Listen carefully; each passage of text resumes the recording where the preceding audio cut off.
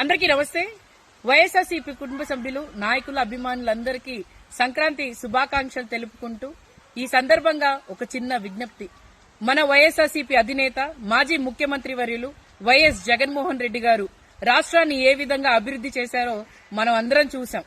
2019 నుంచి 2024 వరకు, అలాగే దాంట్లో 2 సంవత్సరాలు కరోనా పోయిన తర్వాత కూడా 3 సంవత్సరాల్లో ఈ రాష్ట్రాన్ని ఏ విధంగా అభివృద్ధి చేశారంటే, అలాగే 4 ఫిషింగ్ హార్బర్లు, అలాగే మీరు చూసుకుంటే పోర్ట్లే కాదు, అలాగే నాడు నేడు వల్ల స్కూల్ డెవలప్మెంటే కాదు, లేకపోతే ఉద్దానం ప్రాజెక్టే కాదు, కిడ్నీ హాస్పిటల్, అలాగే మెడికల్ కాలేజీలు, ఇవన్నీ జగన్మోహన్ రెడ్డి గారు చేసిన అభివృద్ధి. ఈ రాష్ట్రాని కోసం ఆయన కృషి చేసి, అలాగే సంక్షేమ పథకాలు ఇచ్చి ప్రతి ఒక్కరిని కూడా నాది బాధ్యత అని చెప్పి ఏ విధంగా ఆయన చెప్పారో అదే విధంగా నిర్వర్తించుకుంటూ జగన్మోహన్ రెడ్డి గారు ఈ రోజు రాష్ట్రంలో ప్రతి ఒక్క గుండెల్లో మరి నిలిచిపోయారు.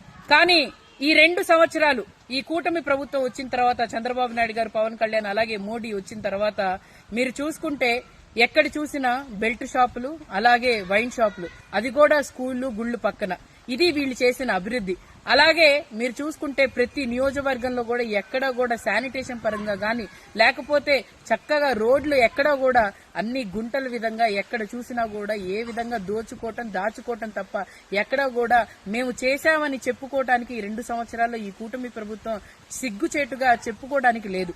మరి ఈ విధంగా ఉంటే ఈ విజ్ఞప్తి ఏంటంటే, వైఎస్ఆర్సీపీ కుటుంబ సభ్యులందరికీ విజ్ఞప్తి ఏంటంటే, ఎవరెవరు వేరే ఊర్ల నుంచి, వేరే దేశాల నుంచి మన ఊరికి, మన ఆంధ్రప్రదేశ్ రాష్ట్రానికి వచ్చిన వాళ్ళు మిమ్మల్ని కోరుతుంది ఏంటంటే, నాడు నేడు వల్ల స్కూల్ డెవలప్మెంట్ మీ ఊర్లో జరిగిందా ఒక వీడియో తీసి పెట్టండి. అలాగే ఎక్కడైనా చెత్త పేరుకుపోయిందా ఒక వీడియో తీసి పెట్టండి. అలాగే ఎక్కడైనా కూడా మీరు చూసుకుంటే అభివృద్ధి, మరి గతంలో జగన్మోహన్ రెడ్డి గారు చేసింది ఇప్పుడు వాళ్ళు పట్టించుకోకుండా ఏ విధంగా నాశనం అవుతుందా, అక్కడ గుళ్ళు గాని, లేకపోతే బళ్ళు గాని, ఏ విధంగా అక్కడ ఏదైనా శానిటేషన్ పరంగా గాని, లేకపోతే బిల్డింగ్లు గాని పాట పడిపోతే దాన్ని కూడా వీడియో తీసి పెట్టండి. ఈ విధంగా మనం ప్రజలకి తెలియచేయాల్సిన బాధ్యత మన వైఎస్ఆర్సీపీ కుటుంబ సభ్యుల మీద ఉంది. కాబట్టి ప్రతి ఒక్కళ్ళు కూడా ఎక్కడైనా కూడా మీరు చూసుకోండి, ఈ వాట్సాప్ నంబర్ కి మీరు అందరూ కలిసి మరి మీరు చేసిన వీడియోస్ ప్రజల్లోకి వెళ్లాలన్నా, లేకపోతే మనం తెలియచేయాల్సిన బాధ్యత మన అందరి మీద ఉంది. కాబట్టి మనం అందరం కలిసికట్టుగా పనిచేసి జగన్మోహన్ రెడ్డి గారి హయాంలో ఏ విధంగా సంక్షేమం గాని, అభివృద్ధి గాని జరిగిందో ప్రజలకు చూపించాల్సిన బాధ్యత మన అందరి మీద ఉంది. కాబట్టి ప్రతి ఒక్కళ్ళు కూడా ఈ సంక్రాంతి సందర్భంగా మీరు పండుగ ఎంత చక్కగా సెలబ్రేట్ చేసుకుంటున్నారో అదే విధంగా ప్రజలకి తెలియచేయాల్సిన బాధ్యత